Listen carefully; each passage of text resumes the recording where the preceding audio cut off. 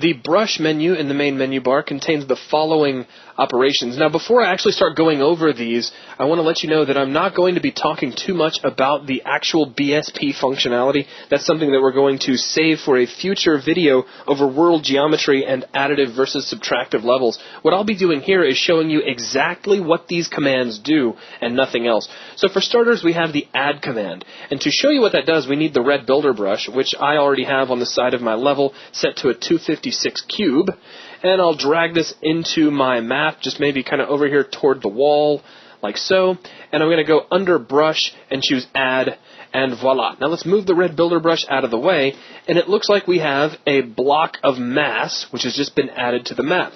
Let's go ahead and demaximize the viewport, and let's take a look at what we have, say, in the top view. So I'll maximize the top view for us, and we have a blue box that has been added to our map. In fact, I can show that to you in perspective as well. So let's jump over here into perspective. We can actually see it selected now, or if I go over to brush wireframe mode, you can see that. Now, what does a blue box mean, Logan?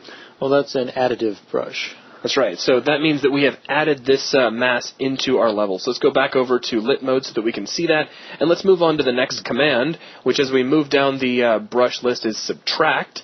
And again, to show this off, I need to use the red builder brush, which is kind of our key to all of this demonstration. And to really drive this home, I'm going to take my red builder brush and carefully place it so that it's partially sticking through the wall. So if you take a look here inside my perspective view, you'll see that it's touching the wall, but it's kind of poking out through it as well. And let's go under brush and choose subtract, and check out what we've done. We've actually carved a hole into our wall, like a little recession. So let's go ahead and expand that. You can have a quick look at that. But it's not necessarily like we've actually carved out geometry. Technically, what we have done is we have created a subtractive brush. And if I move the red builder brush out of the way, we can see that as a yellow highlighted brush.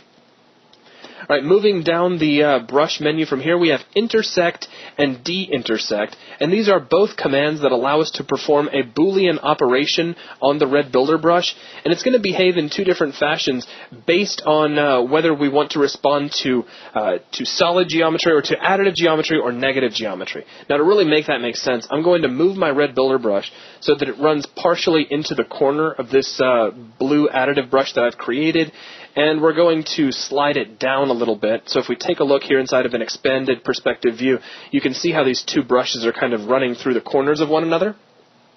And if we go under brush and choose intersect, take a look at what the red builder brush just did. It now exists entirely within the space where these two brushes intersected each other.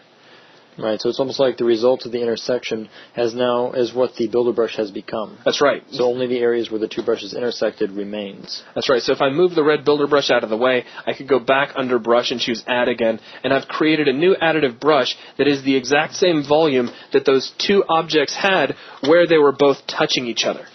Right, and of course, if you would subtract it from that, then you would subtract just that piece by itself. Exactly right. So let's go ahead and set the red builder brush back to its default settings of a 256 cube, and I'm going to slide it over to the opposite corner of this cube. And I know things are getting a little bit interesting to see because we have gray on gray. Maybe I can change that a little bit. Let me go ahead and take my show flags, and we'll kick sprites back on. And what I'll do is I'll start deleting a couple of lights to give us a little more contrast. There we go. So that makes things a lot easier to see. So now the red builder brush is running through the opposite corner of this big central block we have here. And what I'm going to do is go under under brush, and we'll choose de-intersect. And now take a look at what the red builder brush has done. If you can't really make it out, let me go ahead and add this into the level. So brush, choose add. And now our brush is missing that corner where our additive brush was intersecting into it. Right, it's almost like the exact operation of intersect, where intersect only left the area that was the intersection.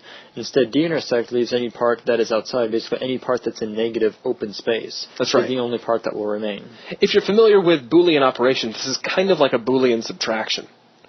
So with that, let's go ahead and move our red builder brush out of the way, and I will click on the box button again to bring it back to a standard 256 by 256 by 256 cube. Now moving down from here, we have add mover and add special. Neither one of these options actually function here, so we're going to completely ignore them. We can import a brush, so if we have saved out a 3D model in T3D DXF ASC or ASE format, we can bring those in, and there's already one in here. We have wall.ase, which is, what is it? ASCII scene, I don't remember what it stands for anymore, but if we go ahead and choose that, let's go ahead and just make sure solid mesh is activated and click OK, and our red builder brush conforms to the actual polygonal model of wall.ase. So using this method, you could create your own BSP brushes in external applications such as Maya or 3ds Max.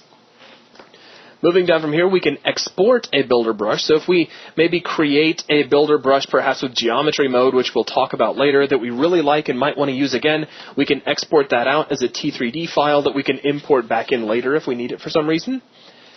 And moving down from here, we have the ability to add a volume. Now, before I do that, let me go ahead and set our red builder brush back to a cube just by clicking on the cube button.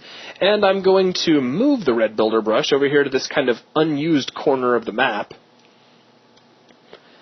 And if we come under Brush and choose Add Volume, we get a big, long list of the various volumes that can be added. And we'll talk more about working with volumes a little bit later. For now, I'll just add a simple blocking volume, which if I slide the red builder brush out of the way, it appears as a pink wireframe. And if for some reason we should want to see the various polygons of that, as we saw in another video, or as you can see in another video, we can turn on Brush Marker Polys, and now we can actually see those polygons.